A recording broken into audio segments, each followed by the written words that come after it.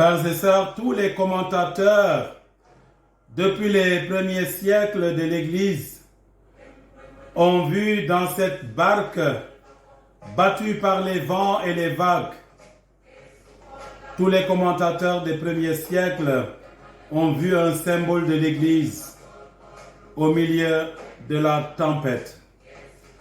Lorsque Saint Matthieu écrit son évangile, les communautés chrétiennes n'étaient effectivement qu'une petite barque sans défense, voguant avec beaucoup de difficultés sur la mer déchaînée de l'Empire romain, ramant à contre-courant le christianisme face à toutes ces divinités.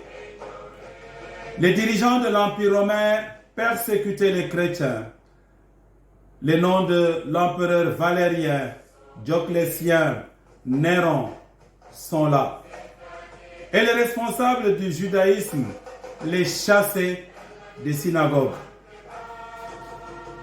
La barque des apôtres dans la tempête, c'est la barque de l'Église ballottée par les vents.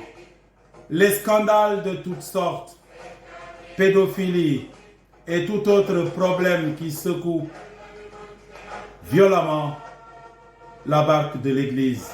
Mais elle n'est pas fracassée. Elle tient parce que Jésus est là, à côté. Il marche sur la mer, c'est-à-dire il domine les forces du mal.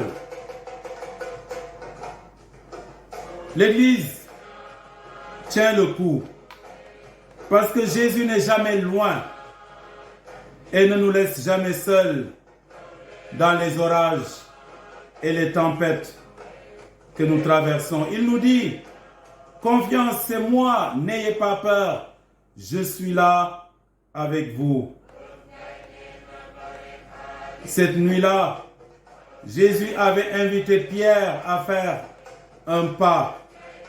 Il nous invite à notre tour à marcher sur la mer, c'est-à-dire à marcher sur les forces du mal. Notre vie est faite de tempêtes.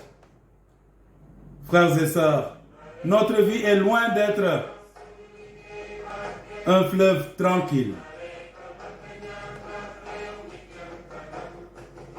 En marchant sur les pas de Jésus, nous ne craindrons rien du tout. Jésus démontre qu'il est le Seigneur, le maître du vent, des vagues, de la mer. Les eaux dans la tradition biblique, et plus largement d'ailleurs pour la plupart des peuples de l'Antiquité, les eaux sont le symbole des forces du mal, le domaine du Léviathan, ce dragon que craignaient les Juifs.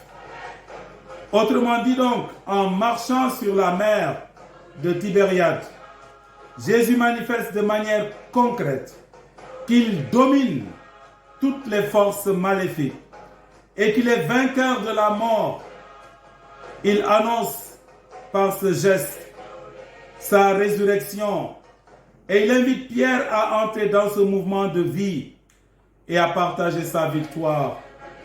Nous aussi, il nous invite à marcher sur les forces maléfiques et à croire en notre victoire. Lui seul a pu museler la mer. Lui seul a pu calmer les vents. Il n'a pas fait seulement que de dire à la mer, tais-toi, dans un autre évangile.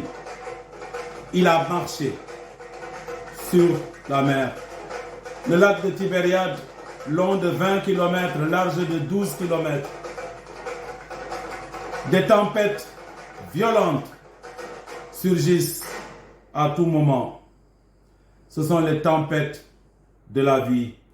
Quelles que soient les tempêtes dans lesquelles nous nous trouvons, écoutons la voix de Jésus qui nous dit « Confiance, c'est moi, n'ayez plus peur ». Quand Jésus est dans la barque, toute peur doit nous quitter. Faisons-lui confiance. Fixons notre regard sur lui. Il nous fera marcher sur les forces maléfiques.